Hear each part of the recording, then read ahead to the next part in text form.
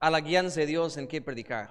Traje muchos mensajes que tal vez serían de bendición, pero si Dios pone algo en mi corazón y me hace ver algo, yo quiero compartirlo con ustedes. Les digo eso porque como no he predicado este mensaje, es recién salido del horno.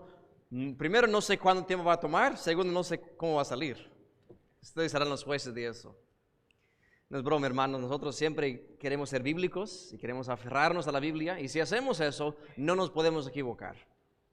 Saben, hermanos, el hermano leyó los 4 versículos y tuve misericordia de todos nosotros porque parte de mí quería leer todo el capítulo, lo cual casi vamos a hacer en esta noche. Y usted dice, pastor, ¿y qué provecho puede haber en un capítulo tal como 1 de Crónicas capítulo 9? Deben saber, hermanos, que este capítulo es el último de una gran lista de genealogías. Desde el capítulo 1 al capítulo 9 de Crónicas son puros nombres, cienes y cienes de nombres y ciudades y sustantivos propios y todo eso, hermanos, vemos en estos capítulos. Y existe una tendencia de nuestra parte, porque sabemos que debemos leer la Biblia y queremos leerla, pero cuando llegamos a una parte así decimos, bueno, brincar 4, 5, 6 páginas porque, bueno, como quiera no habrá provecho en esas partes. Es más, nos podemos preguntar, ¿y por qué Dios vio por bien dejar eso escrito? Pues les digo algo, hermanos, no sé cuántos de ustedes en un momento dado, tal vez usted o sus hijos, un familiar, hizo algo digno de reconocimiento y salió en una pequeña línea en el periódico y usted supo que estaba ahí y ese día compró un periódico. Buscó, no le importó la primera plana ni la segunda, sino hasta mero atrás donde estaba el nombre de su hijo, tal vez con una foto. Y para usted es lo más importante del periódico. Ahí lo tienes en su casa. Y cualquiera que viene a su casa, mire con mi hijo salió en el periódico. Porque es nuestra familia, son gente conocida para nosotros. Básicamente la situación en 1 Crónicas capítulo 9. Yo no sé, hermanos, quiénes eran todos esos tipos que encontramos aquí. Pero en ese entonces era importante reconocer sus puestos y lo que ellos hacían para Dios. Saben, hay algo que decimos, y lo decimos de buen corazón, yo creo, pero a veces existe el peligro de menospreciar ciertas obras en la iglesia. Los hermanos de nuestra iglesia saben que muchas veces se dice, y me siento muy humillado a veces cuando después de decirlo me toca la predicación. Dicen, ya viene lo más importante, la predicación. Y saben, hermanos, yo lo veo de esta manera. Cuando nosotros vamos a un restaurante, la meta es comer, ¿no es cierto? La meta no es estar ahí esperando 30 minutos, 1 hora y después irse para la casa con la barriga vacía. La meta es comer. Y por supuesto, cuando nos sentamos a comer, estamos felices. Pero para que haya buena comida, muchas cosas tenían que haber sucedido primero, ¿no es cierto? O sea, obviamente el dueño del restaurante tuvo que buscar comida para tener en su local. Después tiene que haber cocineros para lavar la comida y preparar la comida. Tiene que haber camareros o camareras para pedir tu orden, hermanos. Muchas cosas tenían que pasar para que tú como cliente pudiese sentarse a comer. Y les cuento algo, hermanos. Cuando tenemos no lo quiero decir en forma peyorativa, un preámbulo como esto, con este majestuoso coro, hermanos, y ese canto magistral, hermanos, me llena de alegría y me prepara para la predicación. Así que si usted dice, qué bueno que llegó la predicación, claro, qué bueno por eso, pero muchas cosas tenían que pasar antes de que hubiera una buena predicación. Así que no menospreciemos nada de lo que sucede en lo que podemos decir el preámbulo. Bueno, no me importa llegar 20 minutos tarde porque como quiera la predicación comienza a las 7:20. No lo veamos así, hermanos. Cada parte del servicio es importante. Y es parte de lo que vamos a ver en esta noche. He intitulado este mensaje Servicio en la casa de Dios.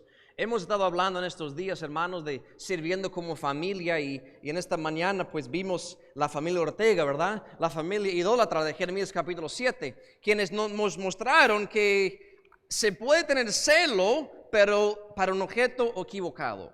Y vimos en forma general cómo servir a Dios. En esta noche voy a ser un poquito más específico.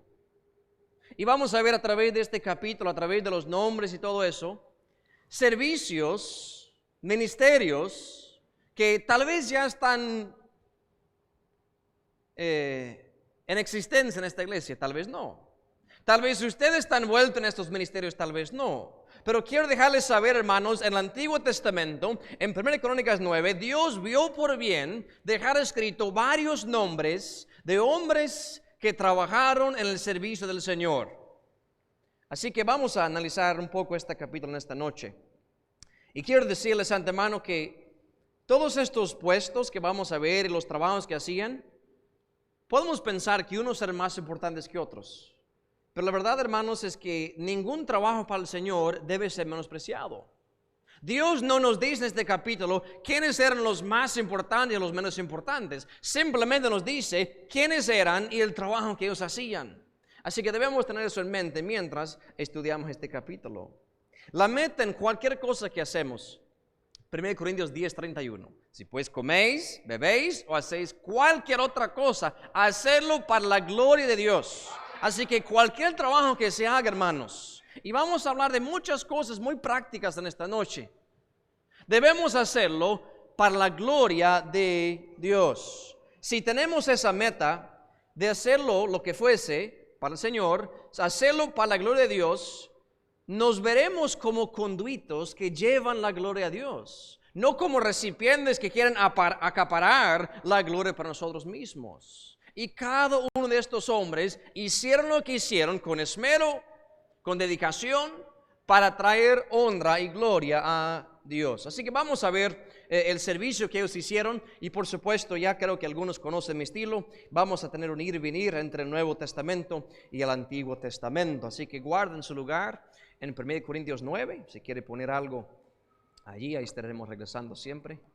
Por cierto, debo buscar algo también. Ahí está.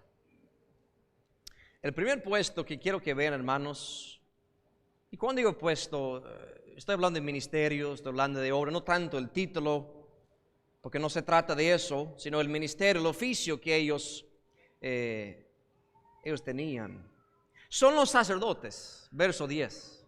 El hermano pastor ya leyó esos versículos de los sacerdotes.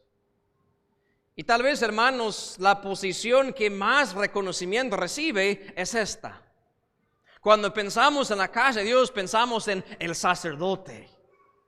Pensamos en aquel que básicamente gobierna lo que sucede en la casa de Dios. Pero van a ver, hermanos, que Dios no pone un asterisco al lado de este versículo diciendo, miren este es el más reconocido. Nada más dice, bueno, aquí están los sacerdotes. El sacerdocio, hermanos, inició cuando Dios escogió a Aarón en Éxodo 28, versículo 1. Y desde ese tiempo los hijos de Aarón y su descendencia seguirían haciendo este servicio para Dios. ¿Cuál era el trabajo de un sacerdote en sí? Por no entrar en todos los pasajes, basta con decir que el sacerdote era el mediador entre un Dios santo y los pecadores. Entendemos, hermanos, que en el Antiguo Testamento los pecadores tenían que traer sus ofrendas, sus corderos, sus bueyes, sus palominos, dependiendo de su situación económica, y presentarlo al sacerdote. Ellos mismos no tenían la autoridad ni el derecho de ofrecer sus propios sacrificios. Tenían que traerlo al sacerdote, llevarlo al sacerdote. El sacerdote, a su vez, analizaría el sacrificio a ver si era adecuado. Como hablamos esta mañana, Dios no quería corderos pues ya con verrugas y corderos que no servían. Dios quería animales específicos para sus sacrificios. Así que los sacerdotes tenían que recibir los sacrificios, analizarlo para ver su calidad y después ofrecerlo en holocausto a Dios.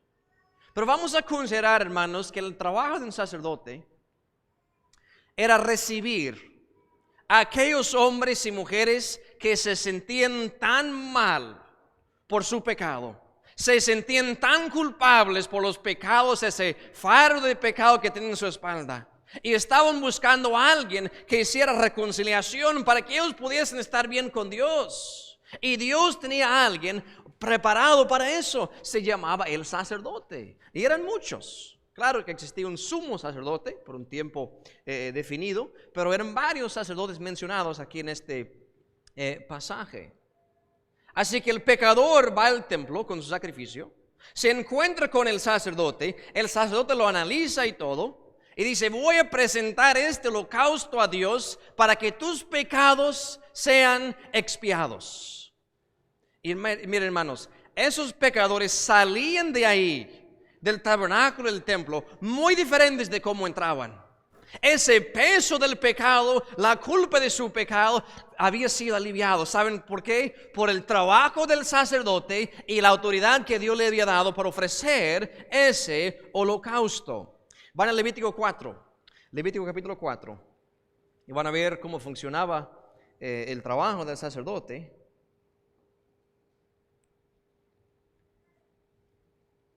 Levítico 4, versos 1 a 3, dice, y habló Jehová a Moisés diciendo, habla a los hijos de Israel diciendo, cuando alguna persona pecare por yerro en alguno de los mandamientos de Jehová sobre cosas que no se han de hacer, y obrare contra alguno de ellos, si sacerdote ungido pecare según el pecado del pueblo, ofrecerá a Jehová por su pecado que habrá cometido un becerro sin tacha para expiación. Y aquí es una pequeña porción de lo que pudiéramos leer, donde vemos este mandamiento, que cuando alguien reconoce su pecado, necesitaban llevar un sacrificio al sacerdote. Incluso si el mismo sacerdote estaba en pecado, él necesitaba un sacrificio para poder tener expiación de pecados. Dice, pastor, lo que usted está explicando suena a lo que la Iglesia Católica cree. Sí, lo que pasa es que la Iglesia Católica todavía está en el Antiguo Testamento. Todavía está en el sistema, la economía de un sacerdote. Hay que pedir perdón de pecado del sacerdote. Hermanos, ellos completamente están olvidando que Jesucristo ha hecho ese trabajo para nosotros. Él es el mediador entre Dios y los hombres. Pero estamos analizando, hermanos, el trabajo del sacerdote en el Antiguo Testamento. 1 Crónicas 9. No cualquier hombre podía ser un sacerdote. Ya les dije que tenía que ser de descendencia de Aarón, de la tribu de Leví, por cierto. Pero otras cosas acerca del sacerdote que son importantes. Pero Éxodo 28, con su lugar en Crónicas siempre, Éxodo 28. Y versículo 36.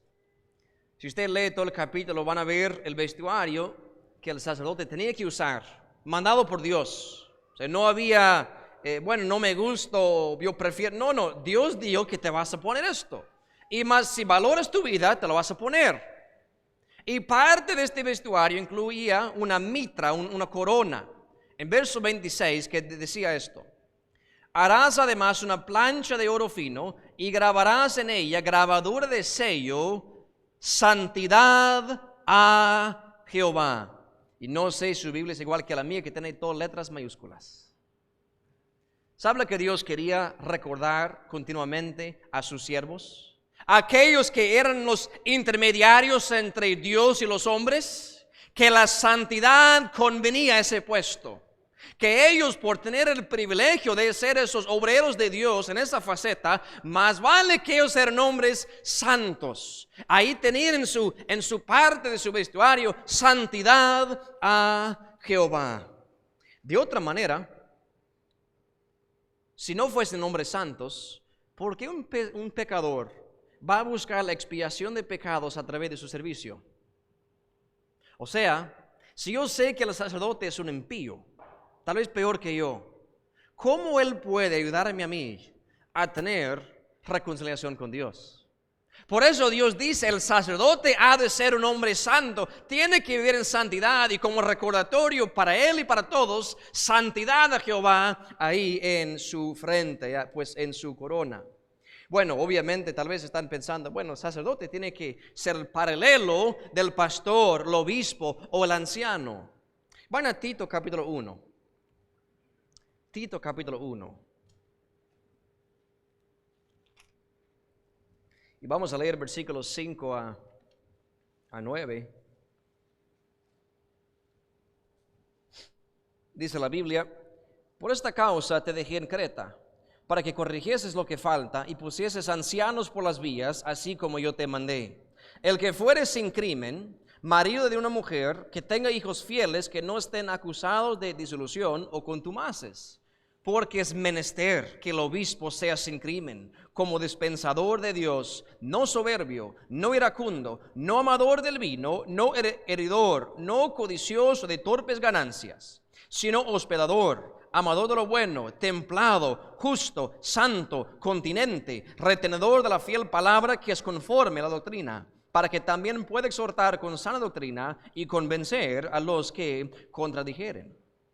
Entre todos los requisitos que Dios pone para un obispo, uno que va a gobernar otras personas, uno que va a liderar otras personas, va a ser un líder espiritual.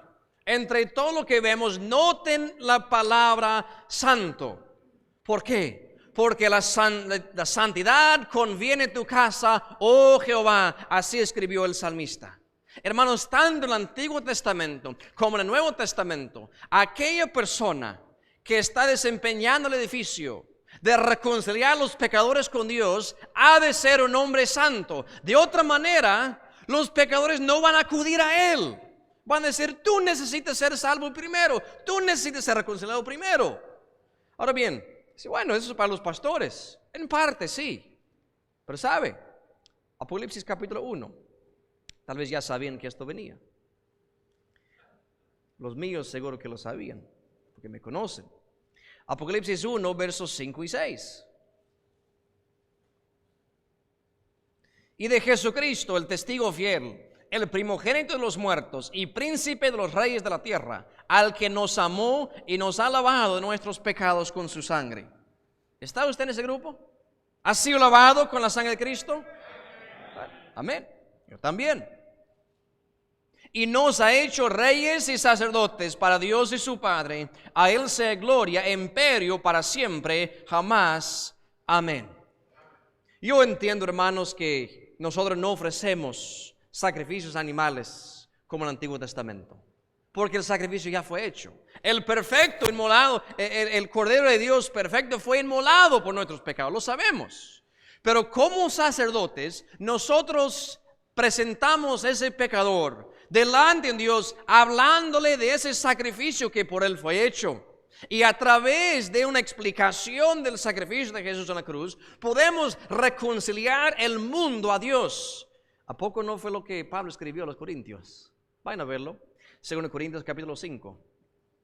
La verdad, hermanos, es que somos sacerdotes para Dios. Cada creyente, cada persona que ha sido salvo, que sabe cómo ser redimido, cómo tener perdón de pecados, y que habla a otros acerca de Jesucristo, debe mostrar la santidad en su vida.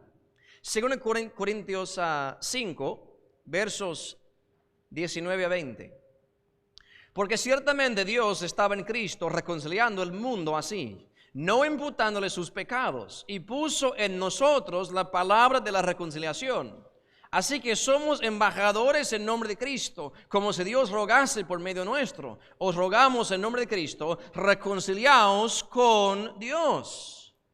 Yo sé, hermanos, que no tenemos el poder nosotros para reconciliar un alma.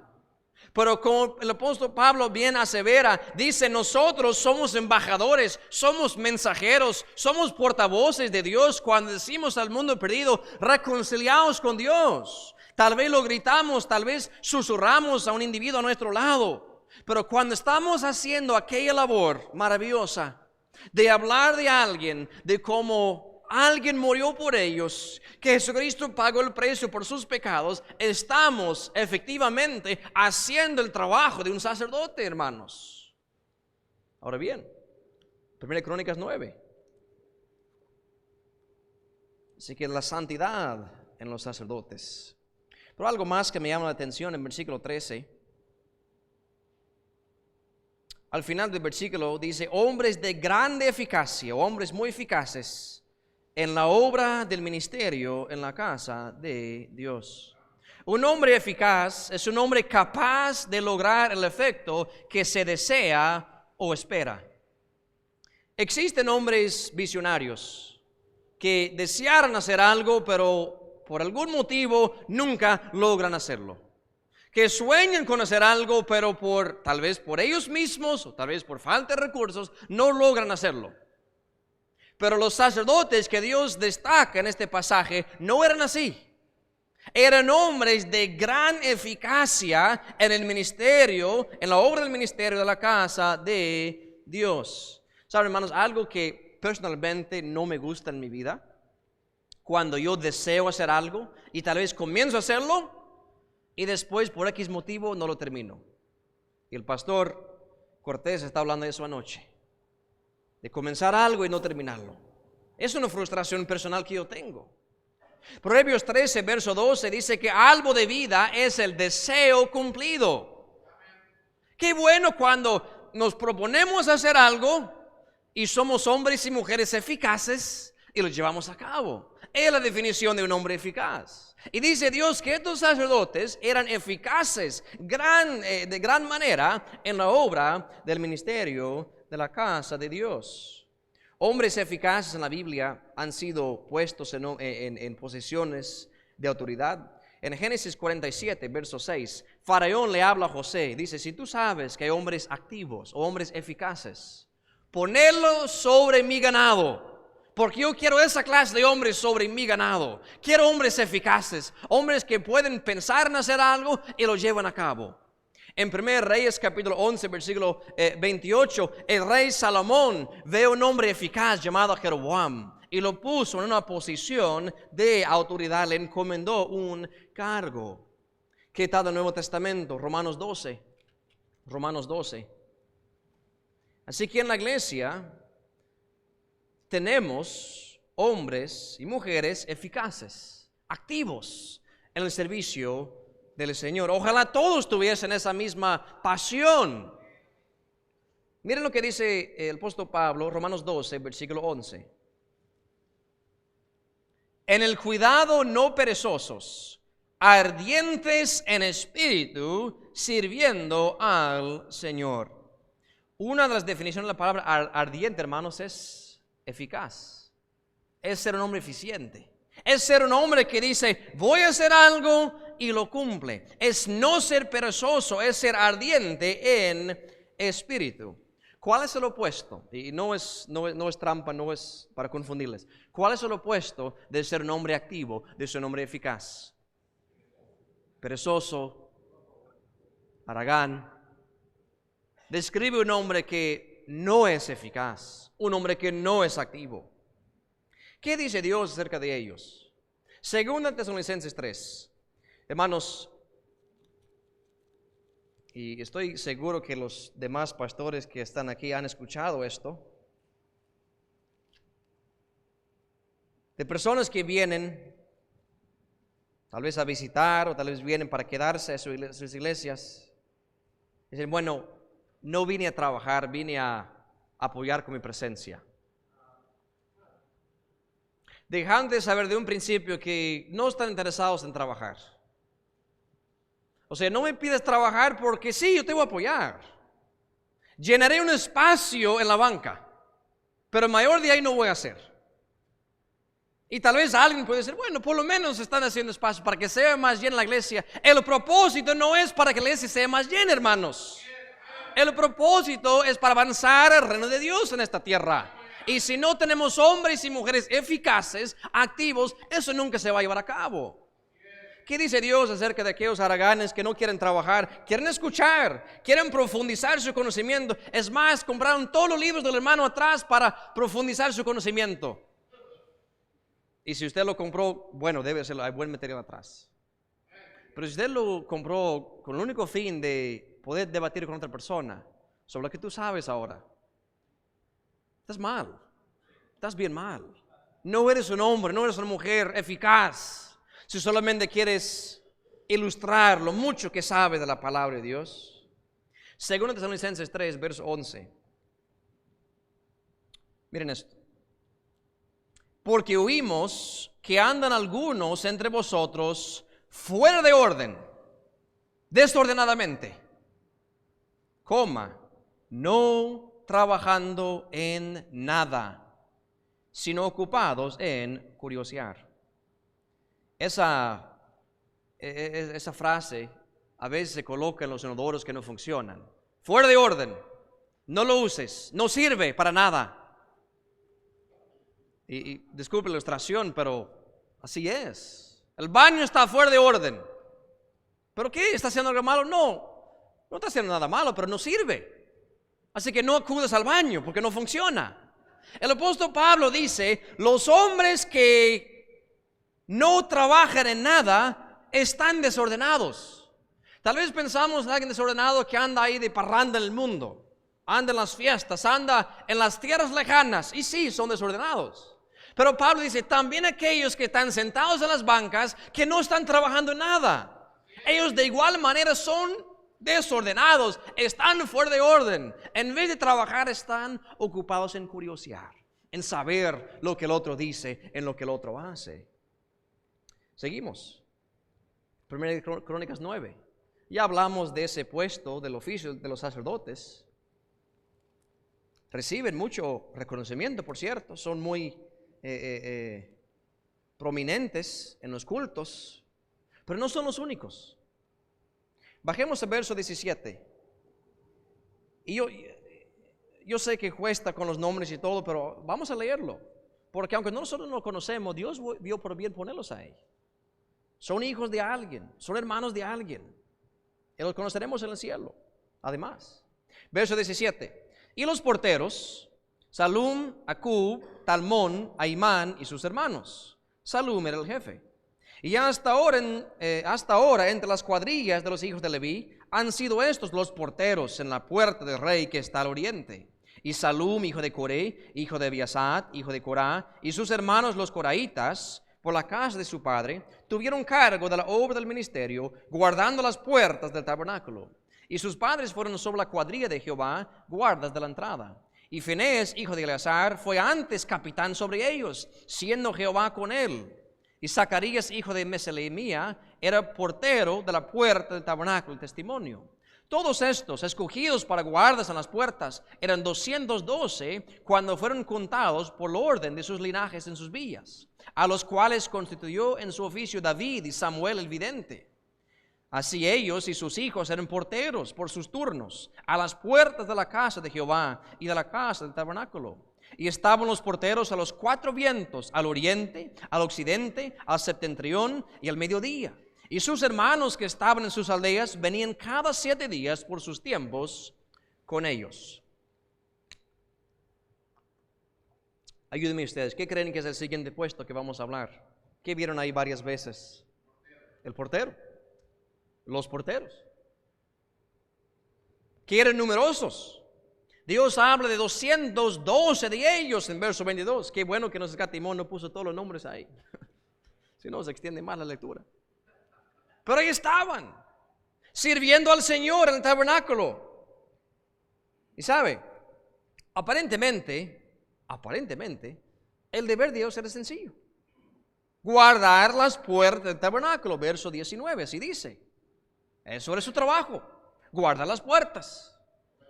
Pero no vamos a pensar que solamente abrían las puertas para la gente entrar y después cerraban las puertas. No es el concepto, hermanos, de un portero que encontramos en la palabra de Dios.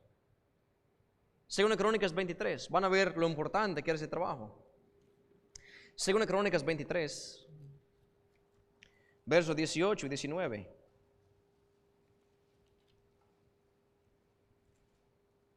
Dice la Biblia, luego ordenó Joiada los oficios en la casa de Jehová bajo la mano de los sacerdotes y levitas, según David los había destruido en la casa de Jehová, para ofrecer a Jehová los holocaustos, como está escrito en la ley de Moisés, con gozo y cantares, conforme a la ordenación de David. Puso también porteros a las puertas de la casa de Jehová. Aquí está, subráyenlo si quieren, para que por ninguna vía entrase ningún inmundo. No era un servicio superficial que tenía en el templo tener un portero ahí de gentileza, de caballería, de abrir la puerta para presentar una buena fachada. El trabajo, el oficio del portero, de los porteros, mejor dicho, era guardar aquellas entradas al lugar donde se congregaba Dios con su pueblo, donde el pecador y un Dios santo podían ser reconciliados. Y Dios dice, quiero porteros en esas entradas. ¿Con qué fin? Para que por ninguna vía entrase ningún inmundo. Se dice, pastor, pero te contradices. ¿A poco no fue el propósito de que entrasen los pecadores a la casa de Dios? Claro que sí, hermanos. Pero cuando hablamos de la inmundicia aquí estamos hablando de lo que es sucio, asqueroso, lo que es impuro. O sea, no pecadores buscando arrepentimiento y expiación de pecados. Estamos hablando de guardar las puertas contra cualquier inmundicia que contaminaría la santidad de Dios. Eso es el trabajo de aquellos porteros. Existía siempre el peligro que el pecado y la inmundicia entrase a la casa de Dios. Y era necesario tener hombres dispuestos a vigilar las entradas para defender contra cualquier invasión. Hermanos, el hermano en esta mañana predicó de Satanás que anda como león rugiente. Y cuando él sabe que hay un lugar donde los pecadores pueden ser reconciliados con Dios, donde se escucha la predicación, donde hay hombres eficaces y mujeres eficaces, ahí quiere atacar. Y se necesita de buenos porteros, de numerosos porteros, para evitar que entre la inmundicia a la casa de Dios. ¿Me están siguiendo, hermanos? Todavía no hemos hecho la conexión con el Nuevo Testamento, pero lo vamos a hacer. Otra vez, 1 Crónicas 9.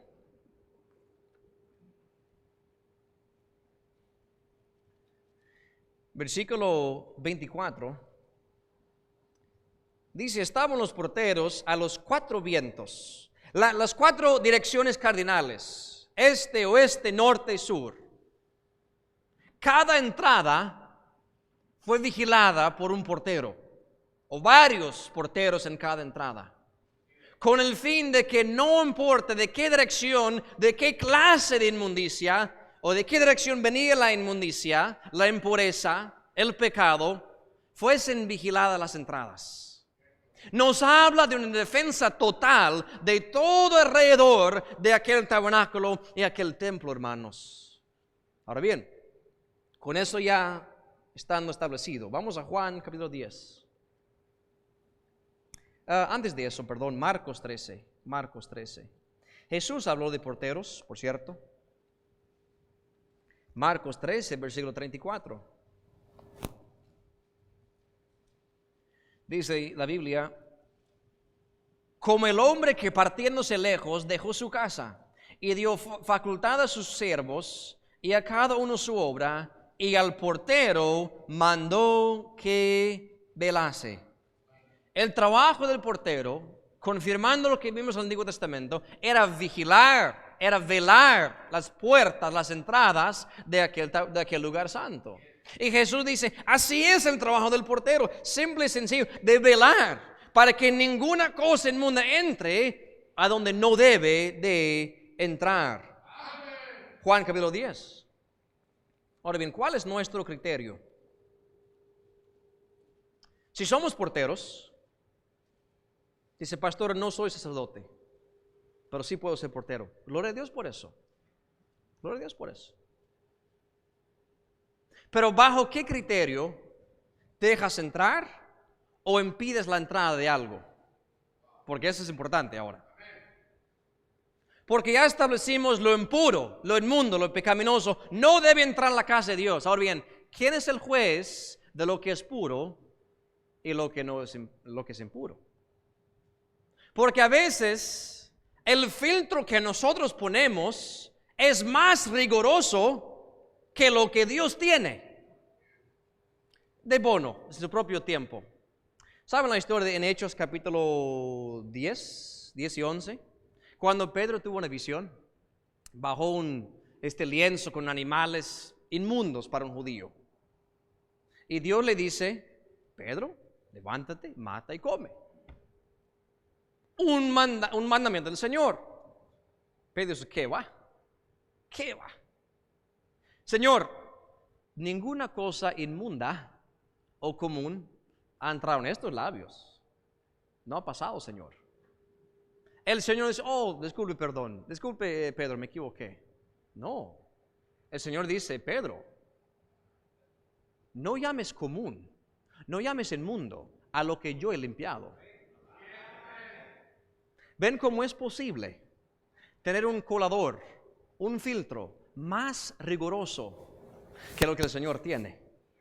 Ahí lo pueden aplicar como quieran. Juan capítulo 10, versos 1 a 3. De cierto os digo, el que no entra por la puerta en el corral de las ovejas, mas sube por otra parte, el tal es ladrón y robador. Mas el que entra por la puerta, el pastor de las ovejas es. A este abre el portero, y las ovejas oyen su voz, y a sus ovejas llama por nombre, y las saca. Según Jesucristo, el portero tiene que poder identificar la voz del buen pastor. El portero tiene que saber cuáles son las enseñanzas de Jesús y cuáles son enseñanzas que son filosofías del hombre. El portero, al identificar la voz de Jesús, dice: entre Jesús, te queremos aquí en el corral de las ovejas, bienvenido aquí, bienvenido a ministrar. Un buen portero lo hace. Pero un portero preponente, tal vez ni siquiera Jesús deja entrar. Hermanos, somos mandados en muchas partes de la Biblia a velar, proteger a nuestras iglesias. Ahora bien, vamos a Hechos 20. Así fue el Antiguo Testamento. Velaban cada una de las entradas en el tabernáculo, porque en cualquier momento podía entrar la inmundicia. El apóstol Pablo muy sabiamente escribió a los efesios, los ancianos de aquella ciudad, y les dice en versículo 28: por tanto, mirad por vosotros y por todo el rebaño en que el Espíritu Santo os ha puesto por obispos, para apacentar la iglesia del Señor, la cual ganó por su sangre. Verso 29. Porque yo sé que después de mi partida entrarán en medio de vosotros lobos rapaces que no perdonarán al ganado. Noten, hermanos, el mandamiento de velar. Porque Pablo sabía que apenas se iba a ir y vendrían lobos rapaces, mensajeros de Satanás, para hacer estragos en esas congregaciones. Él dice: ancianos, tienen que velar, vigilen todas las puertas, no físicamente tal vez, hermanos, sino espiritualmente. No dejen entrar en sus congregaciones cosas que van a ser perjudiciales a la salud de la iglesia. De otra manera se van a arrepentir. Porque vendrán los lobos rapaces y no van a perdonar al ganado. O sea, no van a estar conformes con simplemente haber entrado. No van a estar felices hasta que hayan hecho estragos a la congregación. Velar, vigilar. 1 Corintios 16:13 dice: velad, estad firmes en la fe. Hermanos, ¿saben qué? El sacerdote no tenía el trabajo de portero. Él estaba dentro, ministrando, tratando de que los pecadores fuesen reconciliados con Dios. Él no podía estar en todas partes, él no podía escuchar todas las conversaciones. Necesitaba unos buenos porteros para vigilar por el bienestar de la congregación. Prácticamente, para nuestras iglesias, los pastores aquí, su servidor incluso, no podemos saber cada conversación que sucede. Si un hermano sale con una doctrina un poquito extraña, si un hermano comenzó a seguir a este predicador en internet y ya está un poquito trastornado, necesitamos buenos porteros para decir: ese hermano está levantando algo extraño ahí. Ese hermano está levantando doctrinas en contra de lo que la Biblia dice. ¿Y sabe cómo se puede identificar a aquellos? Si tuviesen agallas y verdad, habla con el pastor directamente. Dice: pastor, mire lo que dice la Biblia. Pero las ratas y los lobos y aquellos mensajeros de Satanás, en vez de ser humildes, en vez de presentar algo al pastor, buscan otra entrada. Y se necesita de buenos porteros. Hermanos, si usted escucha que alguien está levantando calumnia contra su pastor, o escucha que él está presentando algo extraño, lo que ustedes han sido enseñados, hay que reportarlo. Oh, no quiero ser chismoso. No me digas eso. Porque para las cosas somos bien buenos para chismear. Porteros, se necesitan, hermanos. Otra cosa, sé que los porteros, antes de continuar, los porteros estaban afuera del tabernáculo. Vamos a suponer, y que no tenían la destreza, o por lo menos la autoridad del sacerdote, para que un pecador fuese reconciliado. Pero ¿sabe lo que el portero sí podía hacer?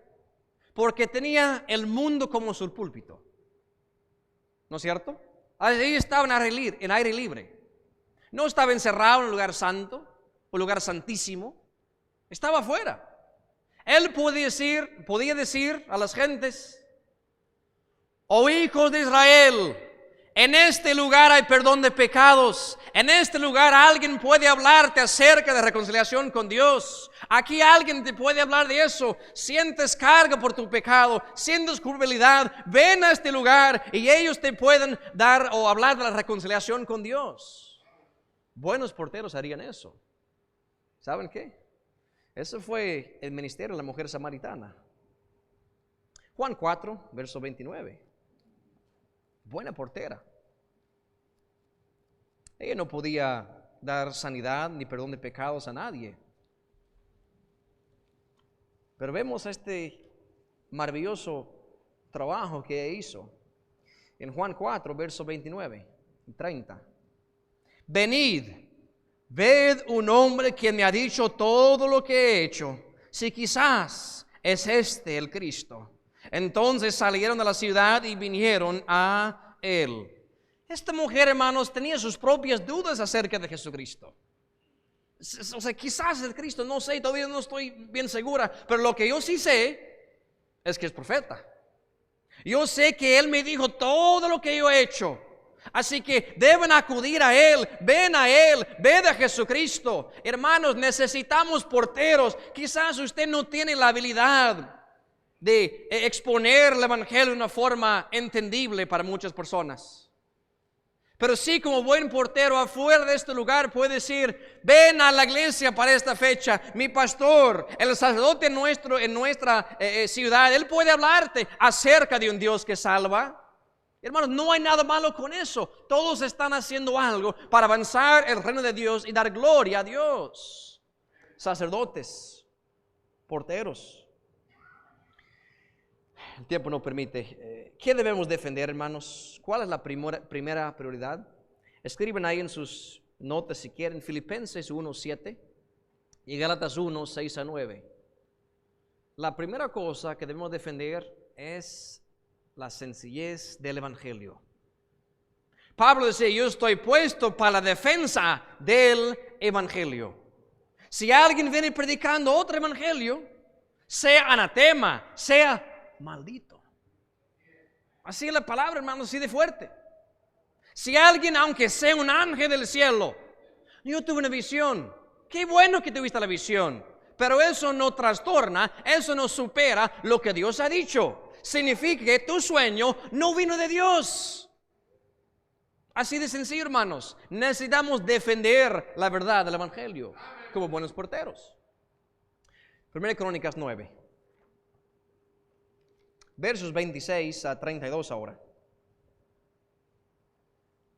26-32 dice: porque 4 principales de los porteros levitas estaban en el oficio y tenían cargo de las cámaras y de los tesoros de la casa de Dios.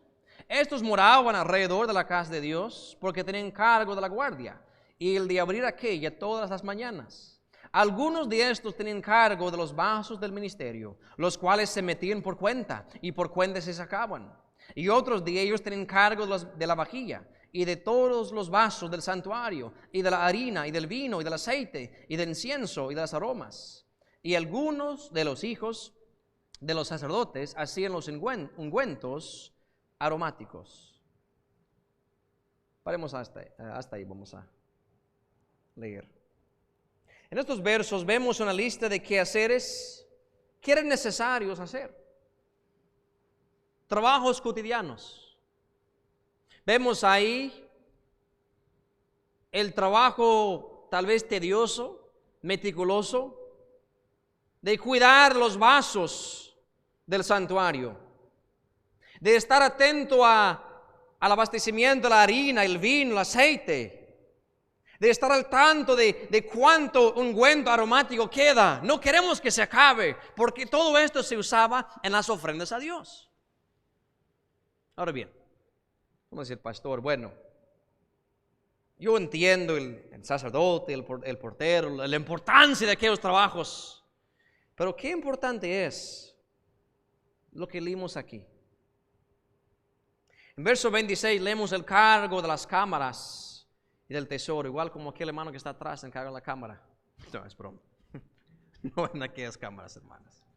Digo eso porque ustedes ya saben, ¿verdad? Tal vez tienen un vocabulario muy extendido, pero nuestros chiquitos tal vez no saben qué es una cámara, aparte de una cámara que ven. Hay que explicarles estas cosas. Nehemías capítulo 10. ¿Qué eran las cámaras? ¿Para qué se usaban? Nehemías 10. Verso 38 a 39. El cargo de las cámaras y del tesoro. Nehemías 10, 38 a 39 dice: y que estaría el sacerdote, hijo de Aarón, con los levitas, cuando los levitas recibirían el diezmo, y que los levitas llevarían el diezmo del diezmo a la casa de nuestro Dios, a las cámaras en la casa del tesoro. Porque a las cámaras han de llevar los hijos de Israel y a los hijos de Leví la ofrenda del grano, del vino, del aceite, y allí estarán los vasos del santuario, y los sacerdotes que ministran, y los porteros, y los cantores. Y esto no es parte de mi mensaje, pero lo leí y me quedé impresionado. Sería buen mensaje para otro tiempo. Al final del verso 39. Y no abandonaremos la casa de nuestro Dios. Las cámaras de ese entonces eran para almacenar todo lo que entraba a la casa de Dios. Hoy día cuando recogemos la ofrenda, nadie trae un saco de arroz de su finca. Nadie trae unas 30 mazorcas de su finca, de su campo de milpas. Traemos dinero, o monedas, o cheques. Hasta en algunas iglesias tarjetas de crédito. Pero en ese entonces, cuando traían sus ofrendas, eran cosas materiales. Porque el diezmo era para el sostenimiento de la obra. Los que trabajaban en la casa de Dios. Y se necesitaba que alguien estuviera cuidando la cantidad de recursos que ellos tenían. O sea, para hacer un paralelo, sería semejante a lo que llamaríamos un tesorero en nuestros tiempos. A todos nos gusta tener un templo con aire acondicionado, ¿no es cierto? De los que son miembros aquí, ¿tienen alguna idea de cuánto cuesta enfriar el edificio durante un mes? ¿Saben, sí o no? Me están haciendo ver que no. Tengo idea porque me dijo su pastor, no se los voy a decir, confianza, pero cuesta. ¿Están seguros ustedes que lo que depositan es suficiente para mantener este edificio como está? Nunca pensé en eso. Yo pensé que Dios proveía. Sí, Dios provee, hermanos, a través de ustedes. Pero sabe, hay alguien o hay algunos en esta iglesia que están al tanto de eso. Que de lo que entra en estos platillos es suficiente para cubrir los gastos de la iglesia. Alguien está a cargo de eso. Y tal vez no es un trabajo de mucho reconocimiento, pero alguien tiene que hacerlo. Si no, el tesorero no manda los cheques para electricidad, hermanos, se apaga todo. Precisamente hace 8 días en nuestra iglesia tuvimos un apagón. No porque no pagamos el bill, sino porque hacía mucho calor y con todos los aires, todo el vecindario, se fue la luz. Tuvimos el culto en la oscuridad y con ventiladores así de papel. Bueno, tuvimos el culto. Y ni chequeé el mensaje tampoco. No creen que haría eso. O sea, quiero decirles, hermanos, Dios destaca a estos hombres porque estaban al tanto de los recursos que estaban colectando en el templo. Primera Crónicas 9. Versos 27 y 28 habla de que alguien, verso 28, estaba a cargo de los vasos del ministerio, los cuales se metían por cuenta y por cuenta se sacaban. ¿Sabe lo que significa? Cada día o cada 2 días, cuando se usaba parte de los vasos del santuario, ahí estaba todo almacenado en un estante, en algún cuarto guardado. Cuando se necesitaba un utensilio nuevo, alguien tenía que tener un registro ahí. Se sacó 3 tazas, 3 cucharas, 3 platillos. Después de comer o lo que fuese, limpiaban aquello y se pone otra vez en su lugar. Y ahí ponía el secretario, se metieron 3 tazas, se metieron 3 platillos. Hoy día no se perdió nada.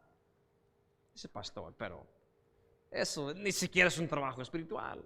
Es un trabajo físico. Lo sé, hermanos, pero ¿saben qué? Dios vio por bien destacar este individuo por ese trabajo no importante que hizo. Pero ¿saben lo que suele pasar, hermanos? Si ustedes son testigos. Si no hay un control sobre esta clase de recursos de la iglesia, las cosas desaparecen. Su pastor me estaba contando que, permitan la confianza, hermano, de que tenían muchos seminarios en un tiempo, suficientes. Y ahora no sé cuántos hay, pero en escasez. ¿Saben por qué? Porque no hubo control. Y no estoy culpando al pastor. Lo que estoy diciendo es que un trabajo que tal vez no importa mucho, Dios dice, se contaban cuando se sacaban y cuando se metían, para no perder nada. ¿Sabe lo que implica? Una alta estima, un interés grande en lo que es de Dios, porque aquellos vasos, aquellas cucharas y los garfillos y todo, no era de nadie, no era del sacerdote, no era de los porteros, eran de Dios, y como eran de Dios, tienen que ser guardados y cuidados bien, hermanos. Trabajos prácticos. Pero permíteme un pensamiento espiritual, un momento. En 2 Timoteo 2, 19 y 21, el cristiano es asemejado a un vaso útil para el Señor. Debería de ser así. No quiere ser un vaso de deshonra. Permíteme la libertad. ¿Qué tal si hubiera un ministerio, tal como en el Antiguo Testamento, de contar los vasos? A ver cuántos hacen falta. O sea, un día de culto, un día domingo por la mañana, alguien dice, bueno, ¿quién hizo falta? Voy a escribir su nombre aquí. ¿Con qué fin? ¿Con qué fin? ¿Para buscarle con la policía a ver dónde estaba? No. ¿Cuál es el propósito en el Antiguo Testamento? Para que no se perdiera nada. Amén. Hermano, me di cuenta que faltaste este domingo, el domingo pasado. ¿Estás bien? Es una llamada telefónica, una visita. Hay unos vasos que anteriormente estaban sentados en estas bancas y no los he visto. Bueno, pasa el tiempo, saber dónde andan. Pero sabe, si alguien está contando los vasos, ¿quién hace falta? ¿Dónde está? Déjame visitarlo, a ver si está bien. Oh, ese trabajo de pastor, ¿a poco sí? ¿A poco sí? ¿A poco el sacerdote tenía que hacer eso? No, fue un trabajo distinto, hermanos. Fue un trabajo totalmente distinto. ¿Qué más? 1 Crónicas 9. Leamos versículo. El tiempo ya apremia, así que vamos a hacer un resumen. Lo que vemos en estos versos 30 y 31 nos hablan de trabajos, como les dije, no de mucha importancia. De hecho, cuando se hace esa clase de trabajos, nadie se da cuenta. Es cuando no se hace, es cuando se da cuenta. Trabajos como la limpieza del templo. Casi no se nota cuando se hizo, pero sí se nota cuando no se hizo por varias semanas. Saben, nosotros, igual que ustedes, Dios nos bendice cada año con lo que se llama la nieve. Y no los heladitos. Esa nieve que viene a veces hasta la cadera. Y tal vez venimos aquí al culto esperando que ni siquiera hay un poco de hielo porque me puede resbalar, caer. Que no haya nada de nieve en mi camino para que pueda subir las gradas y entrar a la casa de Dios sano y salvo. Pero ¿a poco pensaste en quién limpia la nieve? ¿Quién palea la nieve? Oh, no pensé en eso. Pero si no se hace, llega el culto y tal vez se atreve a llamar al pastor. Pastor, estoy afuera y no tengo cómo entrar a la casa de Dios. Hay un montón de nieve. Pues sí, adentro de una pala, búscala y comienza a trabajar. O sea, hay trabajos que tal vez no reciben mucho reconocimiento. No como, bueno, ya viene el pastor con lo más importante. Pero para que llegue lo más importante, hay muchas cosas que tienen que suceder primero. Y gracias a Dios públicamente, a todas las hermanas y los hermanos que con un arduo tremendo han hecho posible esta conferencia. Las cocineras, los que han limpiado, lo veo, hermanos, lo veo, los agradezco bastante. Como dijo su pastor, Dios está sonriendo cuando ve eso. Seguimos. Bueno, otro trabajo rápidamente, verso 31 y 32. Y Matatías, uno de los levitas, primogénito de Salum Coraíta, tenía cargo de las cosas que se hacían en sartén. Y algunos de los hijos de Coat y de sus hermanos tenían el cargo de los panes de la proposición, los cuales ponían por orden cada sábado. Algo interesante que encontramos aquí es que mientras otros deberes tenían varias personas para hacerlo, varios sacerdotes, muchos porteros, muchos que guardaban los recursos del tabernáculo, pero este tipo, verso 31, Matatías, tenía todo el cargo de lo que se hacía en el sartén. Es cierto, si usted lo quiere ver en Levítico 7, versos 5 a 10, van a ver que la ofrenda en sartén era algo que Dios había mandado. Pero sabe, lo que yo veo aquí con esto, hermanos, cuando usted entra al tabernáculo y entraba a la cocina, una cocina rústica, por cierto, veía el sartén. En el mango decía Matatías, con un delantal que decía Matatías. Y no es que era demasiado controlador, sino él quiso tomar el cargo total de la cocina, que no es un trabajo fácil. Pero más a profundidad de eso, y quiero ver, hermanos, y quiero pensar que él usó los talentos y la habilidad que Dios le había dado para ser de bendición a otros. ¿Sabe? Matatías, por lo que yo veo aquí, era un maestro con ese sartén. Cosas fritas, los hacía como no tienes idea. Y alguien con esa destreza fácilmente pudiera haber abierto un restaurante a vender comida. Haber usado sus talentos para fines propios. Pero vemos un siervo de Dios que decía, bueno, sí, yo puedo cocinar, sí, soy maestro del sartén, pero lo voy a usar para la casa de Dios. Doy gracias a Dios. Hay hermanos en nuestra iglesia, algunos están aquí en esta tarde, que laboran todos los domingos en la cocina. Platos que afuera pudiesen vender $5 o $6 fácilmente. No nos cobran nada, porque lo hacen por amor.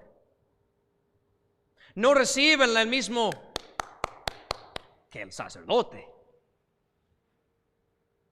pero están haciendo un trabajo importante, hermanos. Están ministrando para Dios. En la clase de trabajo que hizo Dorcas en Hechos capítulo 9, cuando ella hacía túnicas para las viudas. Hermanos, necesitamos esta clase de labor en nuestras iglesias, que buscamos servir a los demás. No usando nuestra libertad como ocasión a la carne, sino por amor, servíos los unos a los otros. Gálatas 5:13. Seguimos, el último. 1 Corintios, Crónicas 9:33. Y de estos había cantores, principales de familia de los levitas, los cuales estaban en sus cámaras exentos, porque de día y noche estaban en aquella obra. El último grupo de siervos en la casa de Dios que encontramos en este capítulo son los cantores. Y no quiero hacer distinciones, bueno, los menos importantes, porque no lo veo así. Simplemente están de último. Que estaban ejercitando este oficio de noche y de día. O sea, no importaba qué hora tú entrabas a la casa de Dios. Había un grupo de hermanos cantando para Dios, alzando sus voces para que el ambiente en ese lugar siempre estuviese enfocado en las cosas de Dios.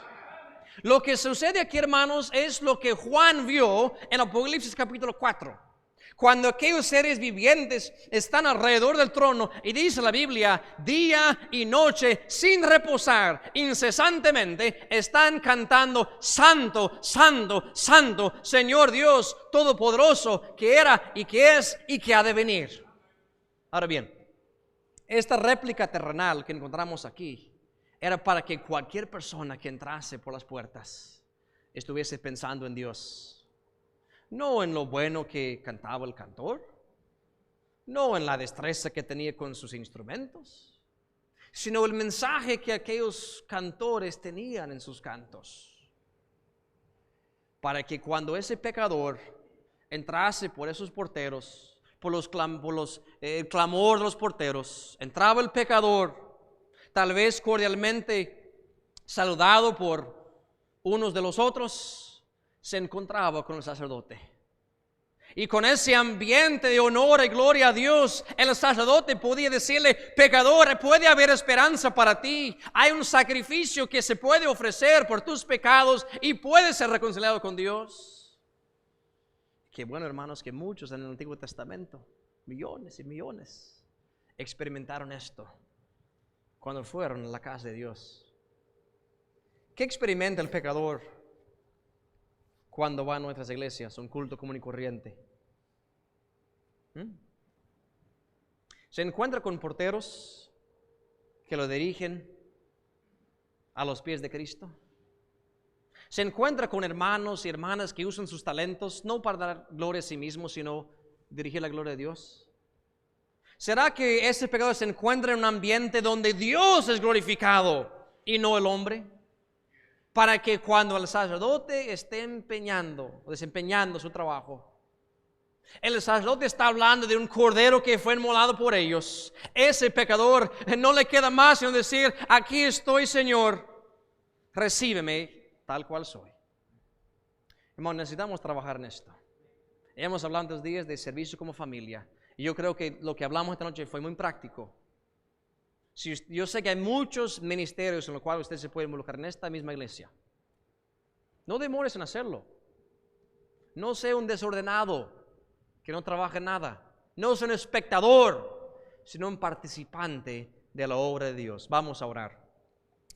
Padre celestial y nuestro gran Dios, gracias, Señor, por esta lista, Señor, tal vez larga para leer, de nombres, y tal vez no los conocemos y tal vez nos puede aburrir, Señor, hablando carnalmente. Pero, Señor, qué maravilloso estos hermanos, estos hombres que sirvieron con dedicación y esmero en la casa de Dios. Trabajos muy distintos, Señor, pero de igual manera todos recibieron reconocimiento y están grabados para siempre en tu palabra. Qué bueno, Señor, ver que hay distintas labores que se puede hacer en tu servicio con el mismo fin de agradarte y traer honra y gloria a tu nombre.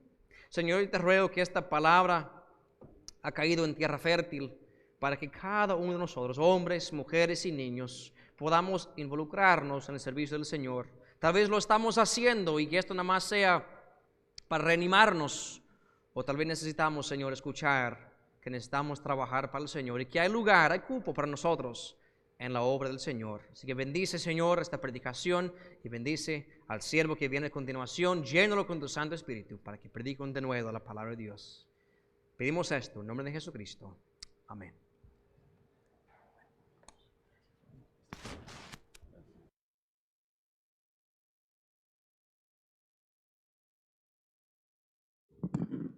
Qué bendición. ¿Cuántos pueden darme un amén?